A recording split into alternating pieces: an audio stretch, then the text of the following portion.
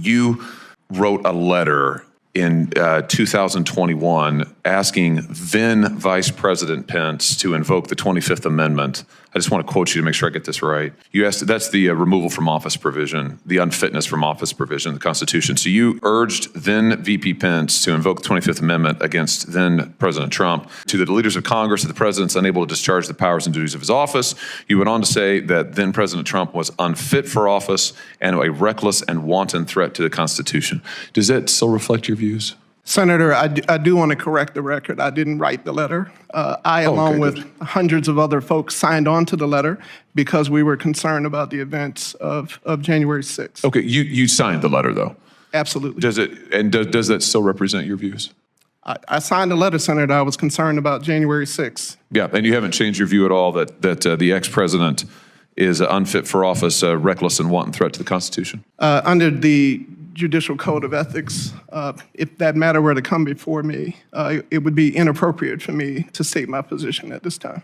So I'm precluded from stating that position. I'm just trying to figure out if your views changed. I think you've answered my question. I think your answer is you stand by it. You signed it. You stand by it. Is that fair to say? I'm not trying to get how you rule out a case. I'm just trying to figure out, you signed a letter. I just want to make sure that you haven't changed your views. I think you've answered my question. I think you said you stand by it. Don't let me put words in your mouth, but is that correct? You signed it. You stand by it. Is that fair to say? It is correct that I signed the letter. Okay. According to the same materials for much of this representation, you served as the primary or the lead counsel for Boeing. Is that correct? In certain matters, I did. They allege that Boeing stole proprietary information when the two companies were working together on a joint bid for an Air Force contract. Now, a federal jury had already determined that Boeing owed this company $2.1 million for violating the bidding contract and for breaching a non-disclosure agreement. Boeing had previously, in 2006, paid a $615 million settlement to DOJ to settle claims that it had illegally obtained competitors' information with lucrative government contracts. And as I'm sure you're aware, Boeing has been at the center of major concerns about whistleblower retaliation, safety of its planes. In fact, we've heard testimony right here in this committee about all of that. Here's what I'm getting at. Boeing has engaged in corporate behavior in a pattern going back years now that, shall we say, is less than model. Do you have any thoughts about your representation of this company? Any regrets, any concerns? In my work as an advocate, I have been duty-bound to zealously advocate for my client's best interests, and that is what I have done.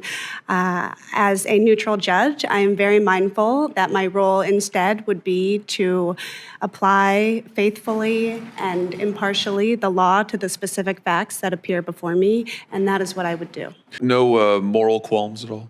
I believe that it has always been a strength of mine to be able to see the shared humanity in every one of my clients, no matter the issue. And I understand that as a judge, my role would be to fairly and impartially apply the law, no matter the parties or the issue that was before me, and that is what I would do. Well, shared humanity, this is a corporation though, isn't it? It's one of the biggest corporations in the world.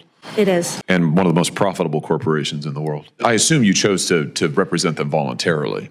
I mean, right? You weren't forced to represent Boeing. The 3M Corporation, huge multinational conglomerate. In this case, the plaintiff was an individual named Jonathan Vaughn. He was an Iraq War veteran. He alleged that he'd suffered hearing loss stemming from his use of defective earplugs manufactured by your client. Vaughn was awarded $2.2 million in that case. Here's a report from the case. The jury decided that 3M's earplugs were to blame for his current hearing impairment, while also determining the earplugs were unreasonably dangerous, according to the verdict form. 3M misrepresented the quality of the earplugs and was negligent in their design. The report goes on to note that at the time of this verdict, this was the 9th of 15 cases against 3M to go against them in litigation over these earplugs. Any conclusions or reflections on your involvement in that case? Senator, I've had a varied practice handling cases that span the spectrum of legal issues and representing a wide range of parties throughout my career. And I believe that the litigation matters and the variation in the work that I have done has given me a very strong and versatile litigation skill set and a comfort in the courtroom that would serve me well were I to be confirmed to be a judge on the D.C. Supreme Court. Okay, so you're not concerned is what I take from it. I mean, you don't have any regrets about representing either of these corporations in these various matters. I believe that I have had a strong litigation practice throughout my career. Well, I heard that part, but I'm just asking if you have any regrets, if you have any qualms. Sounds like you don't, which is fine. I'm just trying to figure out why you've chosen to use it for these particular clients. I do not have regrets about my career. I believe that I have developed a strong litigation skill set that would serve me well as a judge. Okay, fair enough. Fair enough.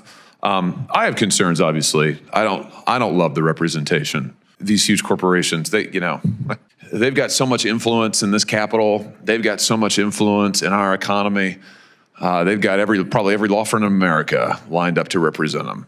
Sometimes we got to ask ourselves, I mean, do these people doing these kind of things or ripping off people like Jonathan Vaughn, I mean, do they really need our representation? Obviously, every client's entitled to a vigorous defense, sure. But we still have to ask ourselves, I'm an attorney myself, we still have to ask ourselves as attorneys, should we be representing them? I mean, do we want to do that? Obviously, it's your judgment. So I'm not suggesting you've done anything wrong. I mean, it's 100% your judgment, and you did your job well. But I have to say, it concerns me a little bit.